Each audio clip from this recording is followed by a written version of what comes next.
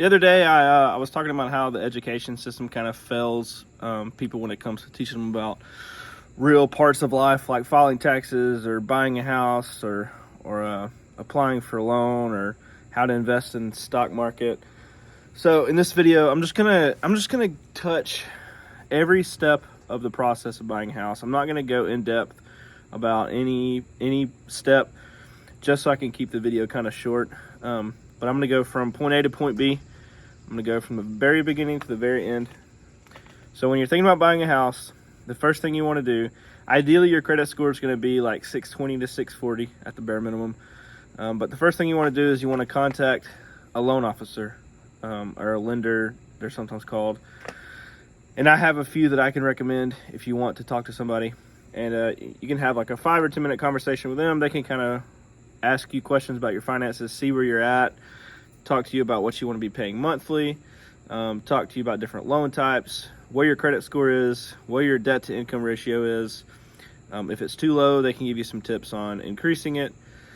But you want to talk to them because without talking to a loan officer, I can't help you much because we don't know what your budget is, right? We don't know what kind of houses to be looking at, what the price range is. So that's the first thing you want to do. Once you talk to them and you're pre-qualified, then we can start looking at houses. And once we find a house that you like and you want to put an offer in, I have a template, so I fill in all the details of your offer, and then I send it to you, and you can sign everything online, on your phone, on the computer, whatever's easier. And then I submit that to the listing agent, and then the listing agent, if they accept your offer, the first two things we want to do as soon as we go under contract. So once your offer gets accepted, it's called going under contract, and then the escrow period is what it's called. Then that starts. The first thing we want to do is we want to get the earnest money, which I've got another video on earnest money, but we want to get the earnest money to either the listing agent's brokerage or the closing attorney's office, whoever is holding the earnest money, and that'll be spelled out in the contract. We want to get the earnest money to them. And then we want to contact a home inspector, and a home inspector, I try not to let my clients buy a house without getting a home inspection done, because I've had clients literally save tens of thousands of dollars by getting a home inspection done. So that's the first thing. We usually have like 10 to 14 days to get a home inspection done, depending on how the contract is laid out. And then once the home inspector gets out there, they'll send you a report of, it's going to be 50 to 80 pages or more. So don't let it freak you out. Every house, even new construction, they're going to have issues. So we'll talk about what's important. We really want to focus on anything that's super expensive to repair or something that's like a health or safety concern. And then we can ask the seller, in most situations, unless the house is being sold as is, we can ask the seller to repair those. And even if the house is being sold as is and there's some things that we want to address, we can either ask the seller to set some money aside after closing to have them repaired, or we can maybe do a reduction in the purchase price. And then once we get all that situated and squared away, we'll have the appraisal, which is where the bank will hire an appraiser to come out and inspect the property and give an estimate of their opinion of the value of the house, because a bank is not going to loan you more money than the house is worth. So they'll do that, and then depending on your loan type, sometimes they might require certain repairs, and these repairs will have to be done before the loan can be funded. Another thing we do after the home inspection is, you might have a termite inspection done, which is where they go in the crawl space and they look for any signs of any sort of biogrowth or termites or anything. And then if that comes back clean, then we're all good. If not, then there's some more repairs that can be negotiated. You might get a septic or a sewer line inspection done as well. Depending on what the home inspector points out, you can get a roof inspection, you get HVAC inspected. It really just depends. Like, everything kind of depends on the home inspection and what the home inspector says. So that's why it's super important to find a good home inspector. I have one that I really trust around here. His name is Mark Beers. Shout out, Mark, if you're watching this. Highly recommend him. He always treats my clients right and always answers any questions. But there's a lot of good home inspectors in the area.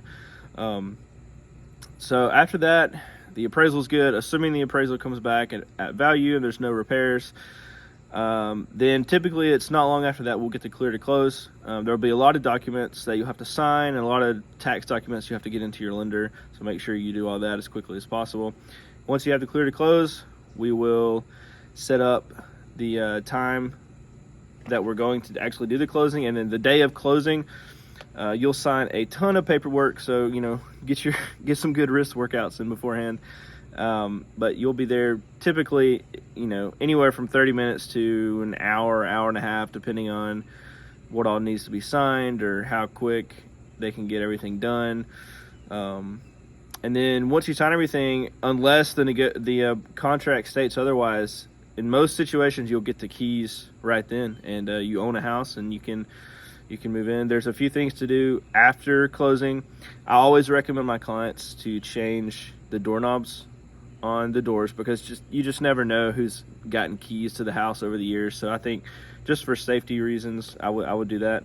You also want to file homestead, and what that means is every house is taxed at a certain rate. But if your house is your primary residence, so you live there full time, you get an exemption. So your taxes are literally cut into like a half or a third. And you can just do that. It's simple. You just go to the courthouse and file it there. It takes 5 or 10 minutes tops. There's never a line. Definitely recommend doing that because it'll save you hundreds of dollars a year. And then when it comes to utilities, you can go ahead and before closing actually call and set up most utilities to just go ahead and switch over the date of closing or the date of possession. If sometimes the seller might have possession a few days or weeks after closing. So you can go ahead and set those up, except for water. Typically water is the only place you have to go in person to set up. But after that, congrats to your homeowner.